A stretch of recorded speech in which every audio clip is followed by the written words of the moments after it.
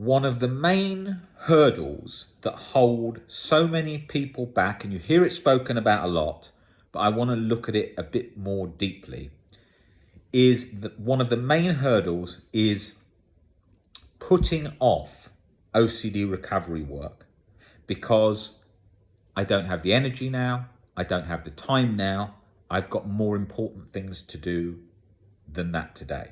Now, if you were having a heart attack, that jumps to the top of the list. You could be getting married this afternoon. You could be on the trip of a lifetime.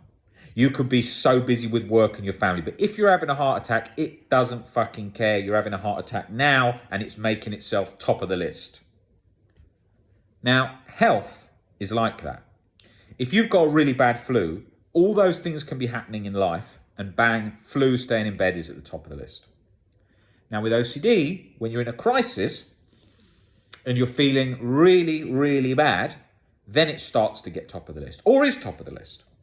But often, people are in a coasting phase, where they've done work to improve with OCD, they've got well enough that they can function and get along fine-ish, but they're still feeling chronic guilt and chronic anxiety in the background, and they think it's too much energy or takes too much time, and it's not the top priority. If your car breaks down, and you can't get from A to B, and you're not going to take the bus, you've got to fix your car.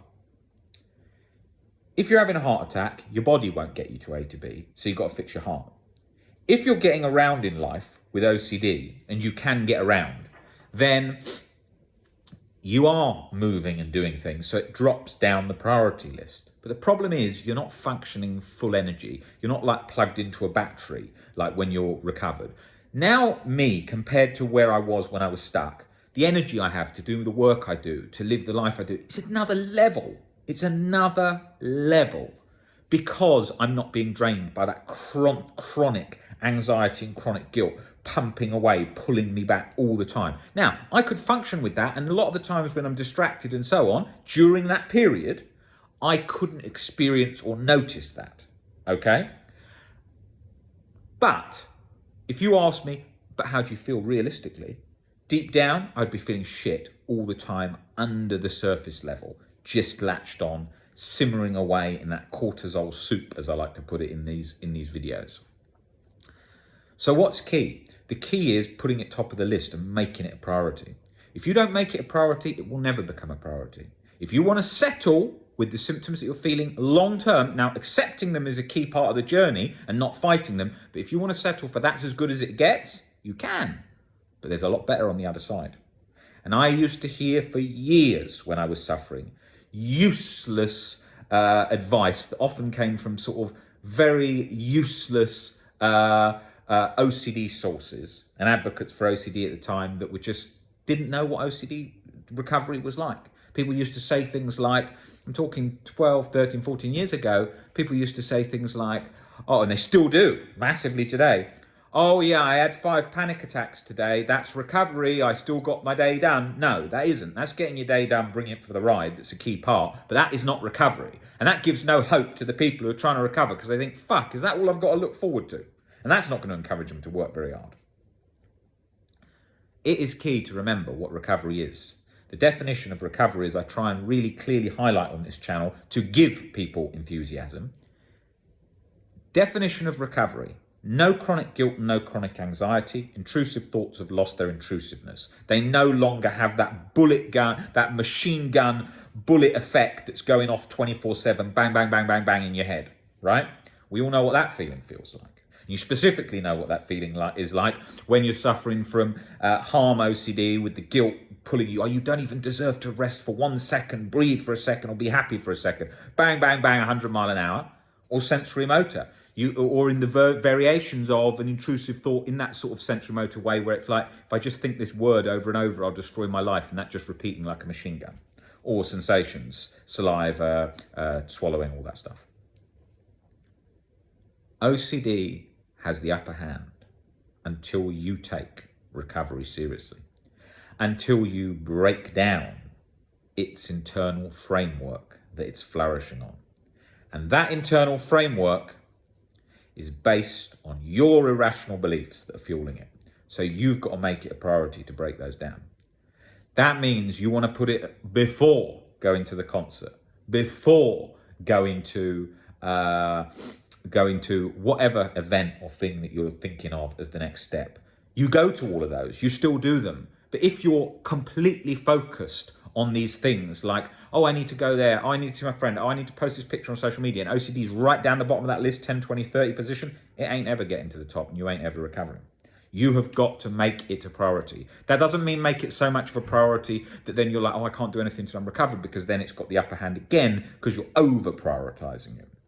So you have to make it a priority, but you've got to make sure you don't make it the only priority, because life is going on all the time. Life is now, life is everywhere, life is happening, okay? That is how life goes. You can't put it on hold till you're recovered. Let life play out. Go along with life. Don't put life off whilst you're suffering. You can still take in a good film through your eyes and experience it while suffering. And it isn't destroyed, even if it feels terrible. You can still take in that experience. You can still learn when suffering. Someone might say, I can't learn, I can't think when I'm OCD. You can. You can still read. Even people that are so bad usually can still read, usually can still study to some extent, usually can. But you're scared of not taking it in. You're scared of being stuck. You're scared of not being able to comprehend it. You can still live. You can still do life. I see people that come into me that have spent 25 years housebound, not leaving more than 1 or 2 rooms. It's almost like they've been doing solitary confinement in their own house. And I've seen them in weeks go to doing huge amounts. I've seen people leave their house after multi years locked within 2 days. It happens because the illusions of fear get broken down once people start to see they're an illusion. Most people do not understand OCD. Most people who are involved with helping with people with OCD do not understand OCD. OCD is a tricky disorder to understand.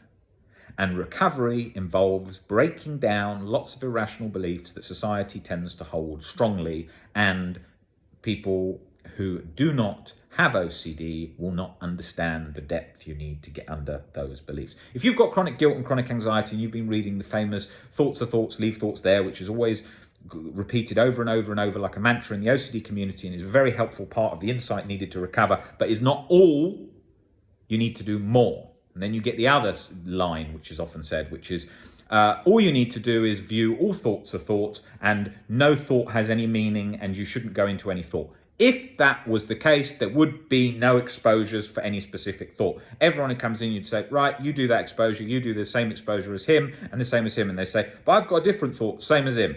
It's nonsense. Because people don't understand OCD, that statement gets said. Exposures are targeted towards the content of the thought when someone has been stuck on a thought for a very long time and it's not budging. Why? Because it gets fused in the brain and the brain won't release because you're too scared of that thing. Yes, you'll have millions of thoughts and it can latch and morph and move to millions. However, if it's been stuck, latched for a long time, you'll have to go over after those core fears, all the core fears which multi-themes and thoughts are hovering and shaping themselves around. Exposures are targeted towards the fear. That statement that you often hear when OCD is misunderstood is exactly that, and exactly wrong, where they say thoughts are thoughts and any thought doesn't matter, let them pass through your head just like a cloud, none of them give any meaning to them. That does not work. Anyone who's got severe OCD knows it doesn't work. I spent years convinced that I'd harmed someone so badly in the past, I didn't deserve to live, breathe, or function for another second. I could not tell myself it's just a thought because to me it was real. And then I had real events which were real. So you can't just tell yourself this is a thought. And the hardest thing about recovering from OCD is when you recover, you've then got to also show people why something doesn't work because the myths that kept you stuck in the past are still believed today. And that's the way it is because people want simplistic things. People want to hear things like, yes, it's just a cloud in the sky. I would love OCD recovery to be that easy. Get into bed. Oh, it's just a cloud in the sky. It is not that fucking easy. And anyone who's got OCD knows that. And anyone who's got a son or daughter with OCD knows that because they've tried that. They've told them, oh, don't worry. It's just a thought. We all have thoughts. It's not, mum. I fucking am this, da-da-da-da-da. So we know it. We know that experience. And I wouldn't have much success of working with anyone if that was the advice I give them. And no one would stay with me very long if that was the advice I give them. How bloody annoying and patronizing is it going from place to place where it's just like, okay, thoughts are thoughts, leave thoughts there. Here's a couple of mindfulness exercises to leave the thoughts to drift on through your head. Yes, important parts of the journey for getting insight into how it operates and learning to disengage and stop that internal treading of water. But if that is all you're learning and you're still stuck, the reason being there is much more to recovery than that. Unconditional self-life, other acceptance, deeper shifts in perspective in relation to acceptance that gets under it. And that's me putting it simplistically. That's a lot of work to do that, to get under that and change the internal framework which OCD is thriving on. And I can't highlight that enough. And I am sure in 10 to 20 years, hopefully I'm still alive then, 10 to 20 years, I will probably still be saying the same things in lots of ways. Loads of these things have changed now. I see so many of our posts that we post, people in loads of other OCD places and now say, yes, it's not just this and acceptance, this and that. And you see that more, but that wasn't the way. And you can always see it, even the language that when we were doing this, I made it my life's work to change OCD and talk all about how a deeper level of acceptance was needed and coasting and morphing and how all the chronic guilt and why it won't lift, and specifically in relation to POCD and harm OCD. And for years it was like banging my head against a brick wall trying to explain that over and over and over and over. And it was there in the text. Stoicism, Ellis, all of that. Stoicism back with Marcus Aurelius. Nothing in life is disturbing you apart from your thoughts of it. All those kind of phrases, also from Viktor Frankl, who was a Holocaust survivor and was in Auschwitz, his exact phrases, then in Ellis's phrase, all repackaged, and then hopefully repackaged in the way that I do today to change what we're doing with OCD, is in the same way as changing your relationship with thinking, to change your internal response, to change your internal emotional state. It's so clear when you understand it. You will not be able to just tell yourself, it's just a radio tape playing in my head of different thoughts and different clouds going through my head and out the other ear. It's bloody patronizing. It's not that simple. How can it be that simple? It's crazy to think that that's still the way that people often think it is. Yes, it's a large part of it. We use this language in so many areas, but it's patronizing to say that when it comes to these, when you've been latched 24/7. People come in, they've got chronic heartburn like I did, and I was in hospital. I had esophagitis from acid reflux so much. You've got chronic acid reflux because you're so worried that you might get a disease or something. How on earth can you calm yourself down? I'm about to sneeze. But I'm accepting that sneeze. And maybe it will come down. How on earth can you accept, if you've got your fears having HIV and you try and tell yourself, thoughts are thoughts, it's just an HIV thought, and you're convinced you've got HIV, right? It tends to not come down. But let's multiply that now. Let's imagine that you have HIV. You've just got it now. Now try and calm down. It's just a thought. Won't work, it's reality. So we have to realistically change our perspective of the thing.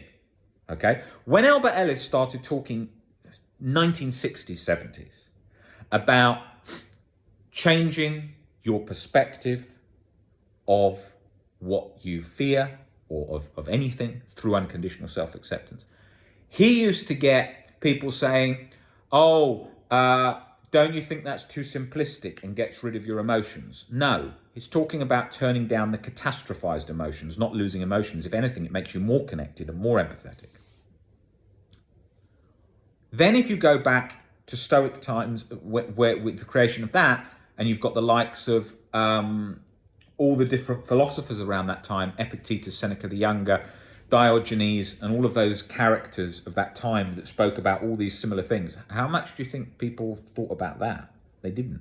The same as that video I've just done all about talking about what Auschwitz was like today when I was standing inside a gas chamber and people were on their phones texting and walked through for about a minute because most humans don't think very deeply. With OCD, we think just as deep as other deep thinkers, but we get latched because of how it works sort of on a genetic component in terms of how that latching sensation gets triggered in the brain. The problem is, when you're latched,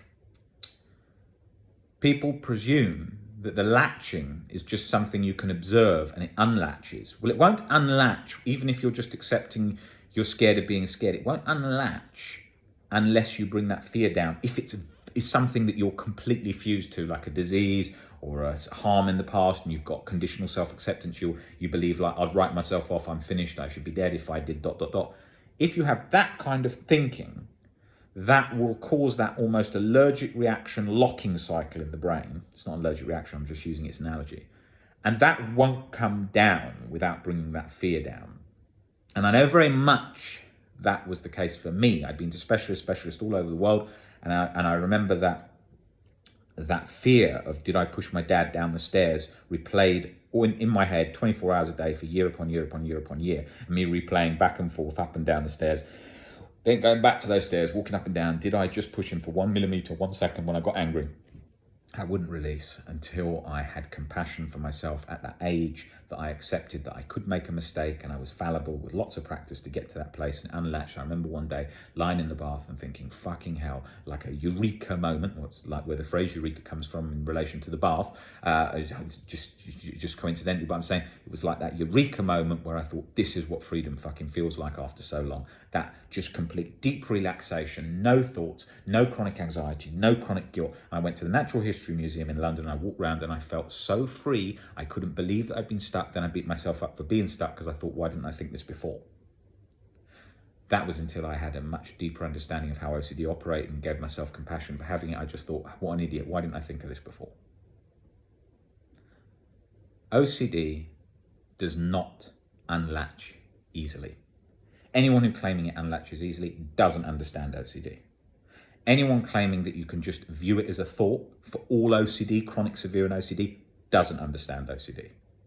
Anyone who says that exposures are not needed for OCD, severe OCD recovery, doesn't understand OCD.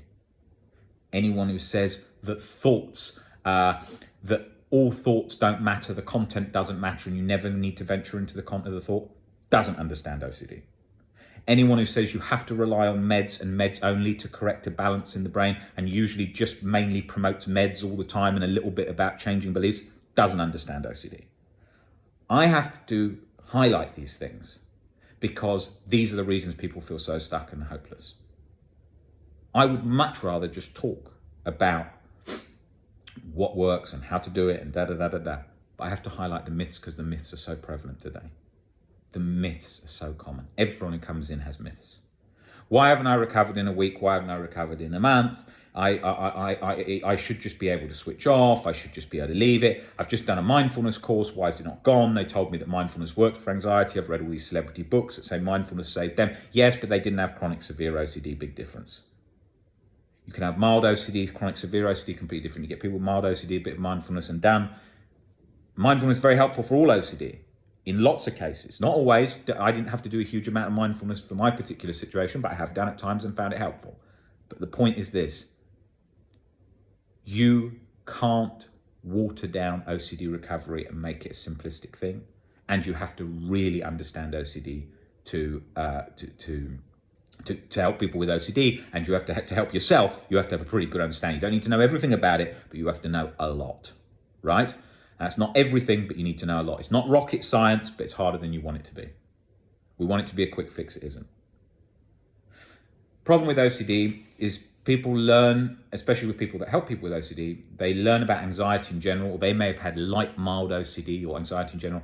You can always tell the difference. Like, just by the way they speak, you can tell, like, do they really have a good depth of knowledge on OCD, or does it sound very light-hearted? Does it sort of sound like very sort of gentle, sort of wishy-washy stuff, like just leaving thoughts there, clouds going through the mind, just some deep breathing stuff, some leaving it there be, time out, meditation for yourself a bit. If it's just that, I mean, that's so lightly packaged, that is not going to work with someone who's like chronically housebound, can't move. You can tell by the language. And that's important. And the reason I say that is just so that you're aware that when you are, and if you're seeing a certain therapist or you're going to to certain places or whatever, that you're aware that, as a rule of thumb, I always base it on, if the person helping you sounds like they know less than you do about OCD, they probably do. Okay, and that's a good rule to go by, because otherwise what we tend to do, and what I did, is I went to places over and over and over and over for years and years thinking, I'll get there soon, I'll get there soon, I'll get there soon. I wasn't getting anywhere because the person who was speaking to me, I knew more than they did. And there wasn't even much information on OCD back then when I was trying to recover. There was barely any websites, barely any forums, barely any books. It was barely anything. And I mean, today it's pretty shocking, but then it was way worse, yeah? So I have to highlight those things so that people don't stay stuck in that cycle of sort of like banging your head against a brick wall where you think nothing's working, nothing's working, nothing's working. And those are the reasons why. It's oversimplified. Those things don't work. It's not just you. You're not alone. You're not stuck. You just haven't learned how to get under those, how to break those down on a deeper level, how to release that. And that will make the difference. You can be the judge and know what works for yourself, as I was.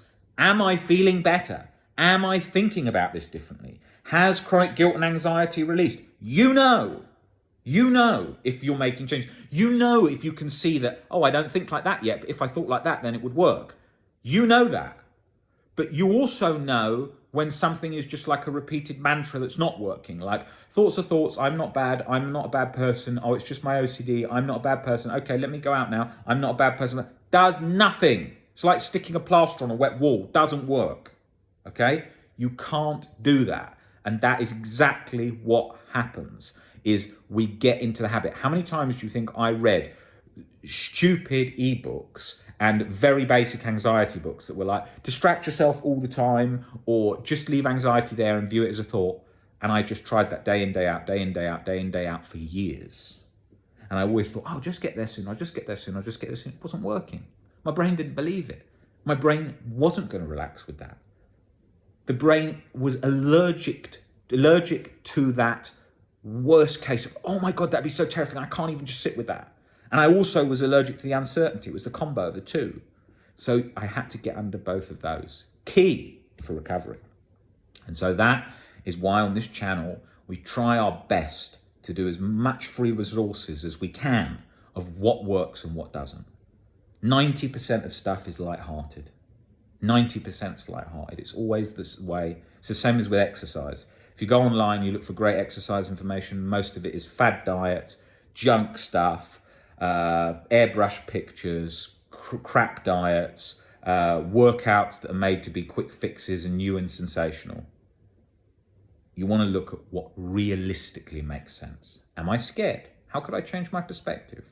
How could I get more comfortable with uncertainty? How could I change myself, my relationship with my thoughts? Combination of all makes sense. The same with exercise. How can I eat healthily? How can I work out more regularly to improve my body? How can I, all these different things added up, bit by bit by bit, come together? And that's key. And you can see that, and you can put those steps in, and you can see what works. You can try leaving thoughts there and do nothing else, and see if it brings you long-lasting, robust recovery, where you're feeling internally at peace and not needing to rely on short-term mantras and quick fixes to keep propping yourself up.